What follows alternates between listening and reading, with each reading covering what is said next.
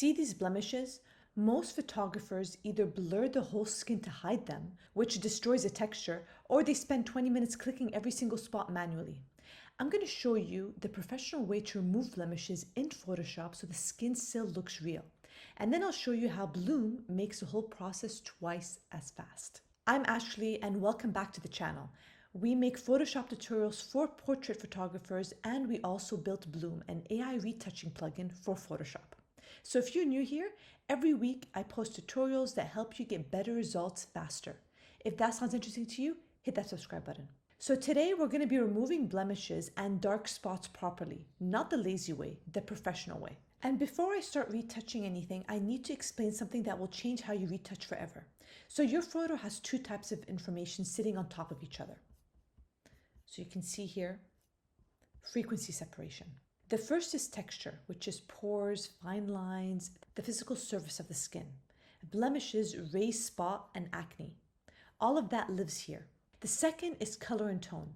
The redness around the spot, which is around this part here, you can see the redness. Dark marks left behind after acne heals, or uneven skin tone. So you can see here, there's a little bit of scars. So that's after acne, you can see. So the problem with normal retouching is when you try to fix both at the same time, you compromise both. Smooth out the blemish and you destroy the pores around it. Fix the dark mark and you smear the skin texture. So frequency separation solves this by splitting these two things onto separate layers. So there's a high frequency and then there's a low frequency. So on Bloom, you can just easily click on frequency separation. You don't have to manually do it yourself. And you can see here high frequency and low frequency. So the high frequency layer holds all the texture, which is the pores, skin surface, the raised part of the blemish. This is where you remove the physical spot itself, okay? So the low frequency holds all the color and tone. So basically what I mentioned, the redness, the dark marks, discoloration left behind after the spot is gone. And this is where you fix what the blemish left behind. So that's why there's two layers, two separate jobs. That's how professional retouchers get skin that looks clean but still looks real. Okay, so in this tutorial, I'm going to actually be walking you through frequency separation and how easy it is to do with Bloom. And then from there, you'll be able to then do the auto skin retouch, which essentially will help smoothen out and give you that professional look on the photo. But it's best to do the frequency separation first, and then you can do the auto skin retouch as well. So the correct order when we start, right? As I mentioned, there's two. You always want to start with high frequency first, which removes the raised blemish. So this is just basically any kind of uneven layer on the skin. It's going to remove the bump. And then you'll do the low frequency second, which will remove the dark mark underneath or the redness, as I mentioned. So now I'm going to be showing you how Bloom sets up the entire frequency separation workspace in just one click.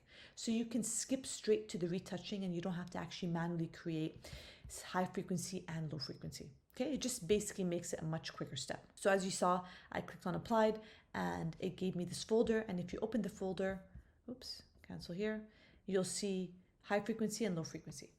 So as I mentioned, we're going to start with the high frequency, right? As soon as you start with the high frequency, just click J. I think I'm already on it. You just want to make sure it's on this icon here. And then from there, you want to make sure to just hit option, the spot healing toolbar, automatic samples pixels. That's correct. Fine. Just click continue. So I just basically clicked option and click next to the spot so it can actually show the type of texture that I do want. So I want to remove this specifically. Okay. So you just click this and any bumps it should remove. And here the blur radius, just make sure that you keep it on low when you're using Bloom. You don't want to make it too high so it doesn't impact the texture and the natural texture of the skin. So we just do this. Now you'll see here there's not a lot of big bumps, so you may not see a big difference, but like for example this one you could see, and here that made a big difference as well. See, so these are just essentially redness, which you'll see the big impact is going to be with the low frequency. So in this specific picture, maybe didn't need so much of the high frequency, but the low frequency will make the impact. But I'm just showing you just as an example. You can see here that removed it. Okay, I think that's about it. The rest is just mainly redness. So what I'm going to do is then click on the low frequency, do the same thing, make sure it's on J, which it is, and you zoom in, option, click the same thing, so it just knows the color that you want. Just click on OK. And there you have it, see? So then it just starts mimicking the background that you do want. That's why you always click next to the pimple itself. So then you see with one click, I did that, boom, and you can see it's a lot more visible where the redness is gone. And you just, go around. And if some are not like showing as much, this one has different color, you can just do the same process where you zoom in and you just alt click near it and then it's going to give you that same color, but you get the idea. So you see how that one just disappeared. See this one, that one disappeared too. And it's actually just that simple. There we go. So in this specific image, as I mentioned, it was more, she just had a lot of redness. And that's what needed to be done. And yeah, this is just an example. So you can see here, if we just see the before and after, this is a before and this is after. Very professional. So now what we're going to do is we're going to click on the auto skin retouch and it's going to help with the smoothing. So just click on this. And since you can't see it because it's below the frequency separation, so you just lift it up and you'll see the difference here. So the opacity is pretty strong here. You can always just adjust the smoothing as much as you want. And it just really helps with that. That's why it's just good to do the frequency separation first and then you do this. And you can just make it look a lot more professional. See how much better it is. It just auto detects the face and it'll do it for you. And then if we look at before and after, what a nice big difference. And for example, this thing here as well, like I could see that I didn't detect it properly, which, I can just always go back and I could remove that red spot. But you get the idea how in just one click, the smoothing is great. I don't want to do too much smoothing. It's going to look fake otherwise. And then the opacity is also great. And then there's also dodge and burn that you can do as well, which is basically does the same setup. There's a skin glow if you want. So you just click apply and essentially it will do skin glow wherever the light is hitting the face, right? So you can see the light is coming from this direction. So that's where you can see, and then you can adjust it however you like. The intensity of the skin glow, we always say it's too much.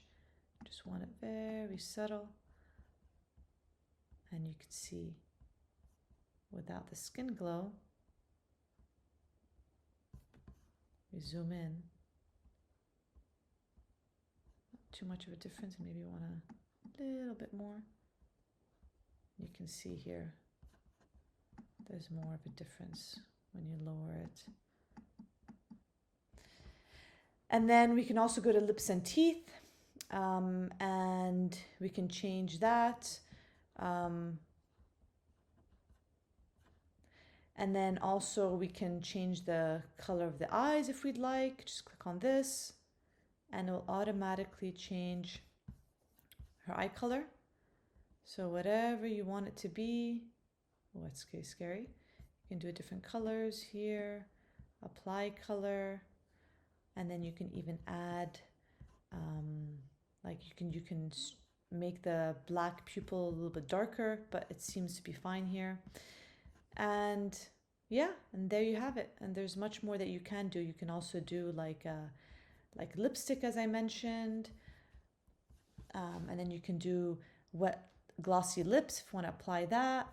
You can see it automatically detects the lips and it gives you wet glossy lips, see before after, again wherever the light is hitting, and there you have it. So if we want to go look now for everything, just click here. Here's the before and here's the after.